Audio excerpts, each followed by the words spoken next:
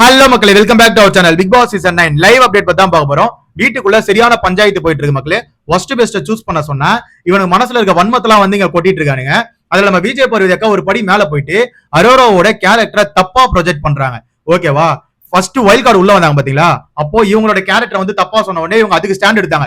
என்னோட கேரக்டர் பத்தி தப்பா பேசாதீங்க, அது எங்க ரெண்டு பேருக்குள்ள இருக்க பர்சனல் விஷயம், அதெல்லாம் நீங்க குறிக்கிறாதீங்க அப்படின்னு சொல்லிட்டு அவங்களுக்கான ஸ்டாண்ட் எடுக்கும் போது மட்டும் ஸ்ட்ராங்கா எடுத்தாங்க. பட் ஆனா இவங்க வந்து ஒரு பொண்ணை வந்து இப்ப தப்பா ப்ரொஜெக்ட் பண்ணுவாங்களா? அது எந்த வகையில நியாயம்? அந்த பொண்ணு அந்த மாதிரி ஒரு விஷயத்த பண்ணவே இல்லை. அதாவது அவங்க என்ன சொல்றாங்கன்னா, நேத்து அந்த ராஜாங்கம் டாஸ்க்ல கோட்டை கட்ட டாஸ்க்னு ஒன்று கொடுத்தாங்களே, அதுல கோட்டை கட்டும் போது அப்ப நம்ம அரோரா வந்து கோட்டையில வந்து கீழே 2 பிரிக்ஸை வச்சுட்டு நடுவுல ஒரு பிரிக்ஸை வச்சாங்களாம். செங்குத்தா வச்சாங்க. அது வந்து திவாகரை பார்த்து அவங்க தப்பான குறியீடு காமிச்சிட்டாங்க அப்படின்றாங்க. இப்படி நிக்க வச்சதுனால அது வந்து தப்பான குறியீடா யாரையா திவாகரை பார்த்து காமிச்சிட்டாங்களாம். அது திவாகருக்கே தெரியல. முதல்ல திவாகர் விஜய் பார்வதி கேக்குறாரு, அவங்க காமிச்சாங்களா அப்படி குறியீடு காமிச்சாங்களா தப்பா அப்படின்ற மாதிரி திவாகர் வந்து விஜய் பார்வதி கேக்குறாரு. ஏன்னா அவருக்கே தெரியல. ஆனா அந்த மனுஷன் என்ன பண்றாரு தெரியுமா? ஆமா அவங்க காமிச்சாங்கன்னு சொல்லிட்டு சபையில பேசும்போது சொல்றாப்ல. இது எந்த வகையில ஏத்துக்க முடியும்னே தெரியல.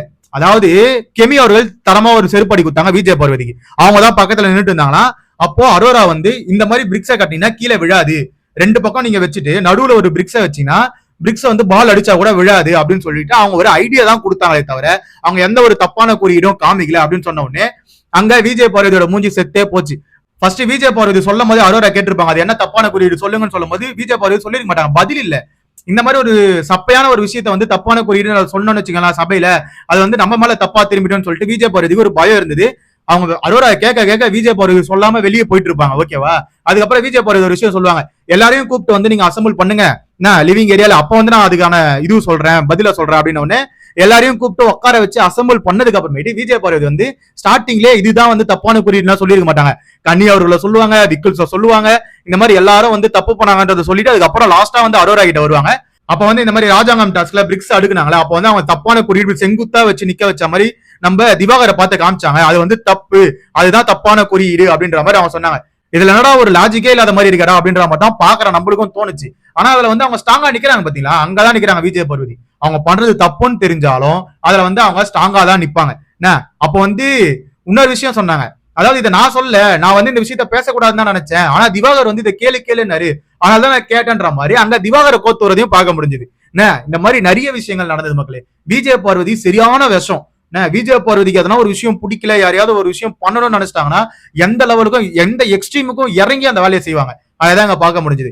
நான் ஒரே ஒரு கேள்விதான் கேட்கிறேன், உங்களையும் கமுருதினையும் ஒருத்தவங்க தப்பா பேசுறாங்க, வைல்ட் கார்டுலாம் வந்து இந்த மாதிரி நீங்க பண்ணதா வெளியே தப்பா போயிருக்கின உடனே அதை கேட்டுட்டு அடுத்த நாளே வந்து அதை தப்பா ப்ரொஜெக்ட் பண்ணாதீங்க. எல்லாருமே எங்களுக்கு தெரியும், வெளியே போய் நாங்க பாத்துக்கிறோம்னு ஒரு விஷயம் சொல்றீங்களே, உங்களுக்கு வந்தா மட்டும் ரத்தம், மத்தவங்களுக்கு வந்தா தக்காளி சட்னியான்னு தான் கேட்க தோணுது.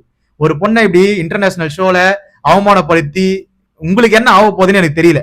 உங்களையா நீங்க உண்மையிலே ஒரு விஷயம் பண்ணீங்க, அதாவது கமருதினை வந்து நீங்க அவ்வளவு தூரம் வந்து ப்ரொஜெக்ட் பண்ணீங்க, அவன் வந்து தப்பா தொடுறான், வந்து தப்பா இது பண்றான், ஒரு பவுண்டரிஸ் வச்சு நான் பழகணும் அவங்ககிட்டன்னு சொல்லிட்டு நீங்க சொல்லும் போது, அதை வைல்ட் கார்டு உங்ககிட்ட எடுத்து வந்து சொல்லும் போது அது எங்களுக்குள்ள இருக்க பர்சனல், நாங்க பாத்துறோம், ஒரு பொண்ணை தப்பா வந்து ப்ரொஜெக்ட் பண்ணாதீங்கன்றீங்கல்ல.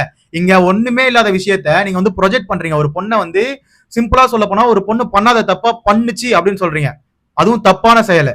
அது எப்படி ஒத்துக்க முடியல? திவாகர் என்னவோ ஆனாடகன் இவரு. ஐயோ, அந்த மனுஷனை பார்த்தா எனக்கு செம்ம காண்டாவுதுங்க. அதாவது எல்லா பொண்ணையும் போய் வலிஞ்சு பேசிட்டு அரோரா வந்து இவர் ஒஸ்ட் பெர்ஃபார்மன்ஸ்ல சொல்லிச்சு, அதாவது லவ் கண்டென்ட் மட்டும் குத்துட்டு இருக்காரு, அவர் பண்றதெல்லாம் தப்பா இருக்குன்ற மாதிரி அரோரா வந்து போட்டு உடச்சிட்டாங்க. அதனால வந்து ரிவெஞ்ச் எடுக்கிற மாதிரி இவர் ஒரு விஷயத்த பண்றாப்ல.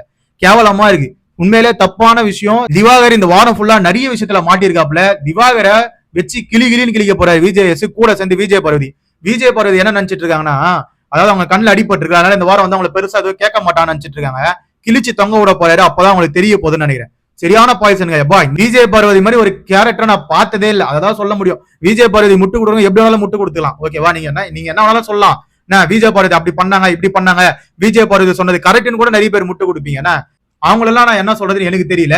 சோ விஜய் பார்வதி அரோராவை பத்தி ஒரு கேவலமா ஒரு விஷயம் செய்க காமிச்சாங்கன்னு சொல்லிட்டு சொன்னாங்களே, அது வந்து அவங்க பண்ணவே இல்லைன்றது அங்க ப்ரூவ் ஆயிடுச்சு. விஜய் பார்வதியை பத்தின கருத்துக்களை கீழே கமெண்ட் செக்ஷன்ல கமெண்ட் பண்ணுங்க. கூடவே திவாகரை பத்தின கருத்துக்களும் போடுங்க. இவங்க 2 பேர் மட்டும் பிக் பாஸ்ல இல்லன்னு வச்சுக்கோங்களேன், பிக் பாஸ் உண்மையில நல்லா இருந்திருக்கும் தான் என்னோட தனிப்பட்ட கருத்து.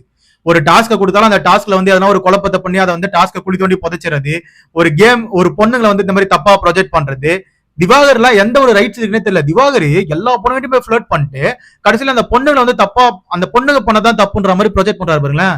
அந்த மனுஷனை என்ன சொல்றதுன்னே தெரியல. அவர் ஏன் வீட்டுல வச்சிருக்காங்கன்னு எனக்கு புரியவே இல்லை. சரி, எனிவே இவங்களை பத்தின கருத்துக்களை கீழே கமெண்ட் செக்ஷன்ல கமெண்ட் பண்ணுங்க. அதை பார்த்து நான் தெரிஞ்சிடாது. நம்ம சேனலை சப்ஸ்கிரைப் பண்ணி கூட இருக்க பெல் ஐக்கனை தட்டி விடுங்க. அப்பதான் நம்ம போற வீடியோ எல்லாம் உடனே வந்து சேரும். Love you, bye, take care.